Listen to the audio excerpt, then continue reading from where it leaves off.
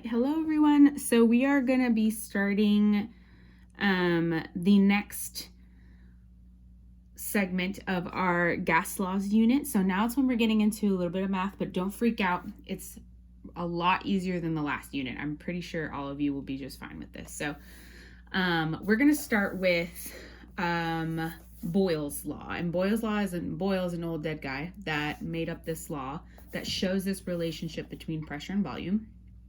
Okay. Something I want you to get from these notes here is this word right here, inversely proportional. So when you see the word inversely, that just means opposite, right? So when pressure goes up, volume goes down.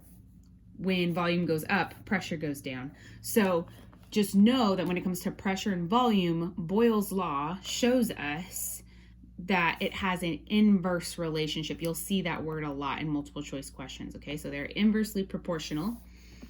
This is the formula that we'll be using. Pretty straightforward. It's P1V1 equals P2V2. It kind of reminds me of a Star Wars character is what I call it, the P2V2 part. However, each of these just symbols mean something. So P1 stands for your initial or your first pressure. Your V1 stands for your first volume or your initial volume. And then obviously P2 and V2 mean the second pressure and the second volume. I've included a little graph here. So if you ever get some kind of multiple choice question or tested upon like what this looks like on a graph, notice that when pressure is low over here, the volume is high. And as volume decreases, look what's happening to pressure as we do that, right? This is what I really want to focus on, or want you guys to use this part right here along with the formula, because we're going to also be, once I present the other formulas to you, I want you to be able to look at them and be like, okay, what law would I use based on the formulas that I have, right? And it's all based on units. Remember, the units are the little letters that go next to the numbers, right? So pressure, these are our possible units that you can see. If you ever see millimeters, Hg is mercury on the periodic table. So this is millimeters of mercury. ATM stands for atmospheres. kPa stands for kilopascals. Pa stands for pascals. PSI means per square inch. And then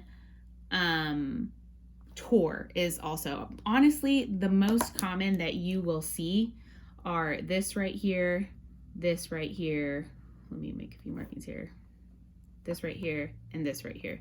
I feel like those are the three most common. However, if you do see any of these other ones, because this one is not part of the metric system per se, but it's still, it comes up here and there. And when it comes up, I'll show you what to do, whether or not you need to convert it to another unit or not. So, I just wanted to make sure,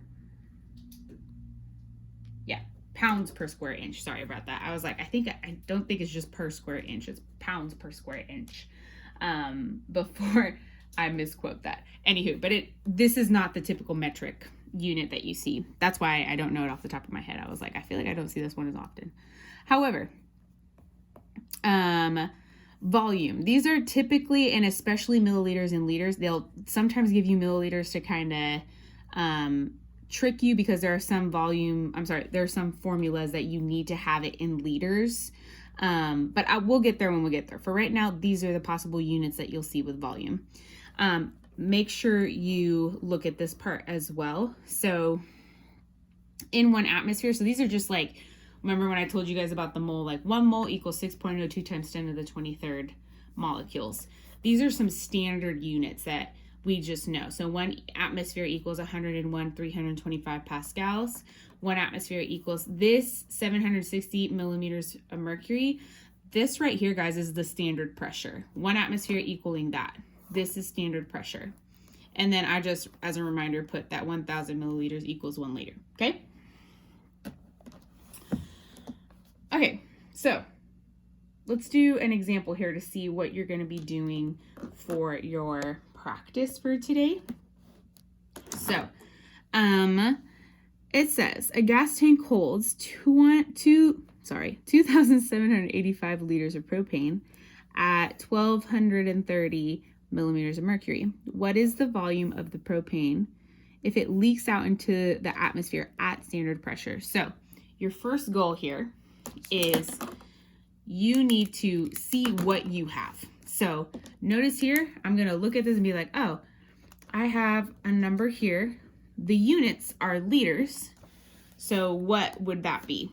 Volume. So they give me a V1. There's a volume 1. That's my first volume they give me at 1,230 millimeters of mercury. So this right here is another number. And if it's millimeters of mercury, what am I talking about here? Pressure. That's what we just went over on this side. So this is, let's call it our P1 because it's the first pressure that we're given. And it says, what is the volume of the propane if it leaks out into the atmosphere at standard pressure? So this is the, this is our other pressure. And even though they didn't give us a number here, do we know what standard pressure is? Yes, we do. So 1 atmosphere equals 760 millimeters of mercury. So this would be our P2. And we'll go ahead and write that down. So 760 millimeters of mercury. Okay. So that's going to be your first step, is to read and look at the numbers that you're given so that we can figure out, okay, what formula am I going to use? I have 2 pressures and I have a volume and it's asking me for volume. This is Boyle's law. Okay. So now, easiest part is to label each of these things. So P1, V1, and then P2, V2. So let's just write down all of our units here. So our P1, we said was 1,230 millimeters of mercury. Our V1, we said was 2,785 liters. Okay. Our P2, we just labeled it, said standard pressure, and we labeled that would be 760 millimeters of mercury. And then what is the volume? That is our unknown, right? What is the volume? So this is our question mark. This is what we are trying to find.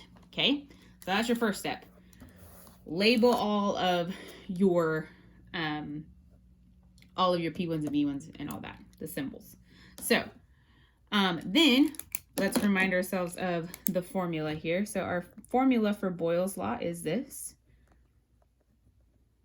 Okay. So what you're going to do is literally directly plug it in. Okay. So P1 is 1,230. V1 is 2,785. P2, 760. And then we're doing it times V2, right? Okay, now this is a little bit of math skills here. If I'm trying to get V2 by itself, what do I need to do to this 760? Because notice these are being multiplied together, right? So what's the opposite of multiplication? Division. So I need to divide both of these sides by 760 because I want to get V2 by itself, right? So when I divide that, these cancel out because what's 760 divided by 760? 1. And so now what I need to plug into my calculator is this. So I gave you guys a calculator on your, I'm just gonna take this off here because I want you guys to see what I'm saying. So I gave you guys a calculator on your practice for today. So what you are gonna be typing, this is how you type it into your calculator. This times this, get a number, then divide by this. So 1,230 times 2,785. 1,230. And then times 2,785. And then get a number, so press the equal sign. Then divide by whatever our other number was. So our other number was 760. So you're going to divide it by 760. Hopefully I'm typing the right numbers here. Enter. So we get 4507. I'm going to put you guys back up here now. Sorry. movement. Okay. So our answer is 4507, but guys, remember that we need units here, just like in the other unit. You just need to remember to put your letters in there in your answer. So remember, if it is volume, your goal is to look at whatever units you had for your V1. It's going to be the same for your V2. So it's going to be liters. Okay. So this is our answer here. So this is technically, should go right there. Okay. That's it. So this is what you're doing for your practice for today. And I want to make sure to touch base for both of my classes here this day. They're going to be doing this, I'm pretty sure. So on the back for both of you, even though it might look a little different, you still have the same problems. So this part right here of converting between Celsius and Kelvin, I'll go over this more when I talk about Charles' law in a second.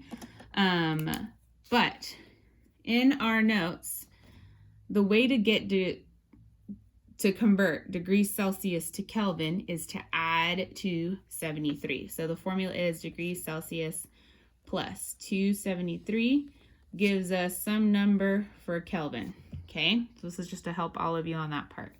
So the way you convert the following temperatures from Celsius to Kelvin is you literally add 273 to each of these numbers. So for letter A, for example, you do 30 plus 273. We get 303, so this would be 303 Kelvin. Okay? So, and then number 2, obviously, once we start working with temperature, which we will with Charles' law, for Gen Chem, it'll be next week, and for Pre-AP, it's tomorrow. Or sorry, we're working on it on the same day, is that you need to convert from degrees Celsius to Kelvin. That's my help with you, for you on that part. All right, guys, hope this was helpful. And that's it.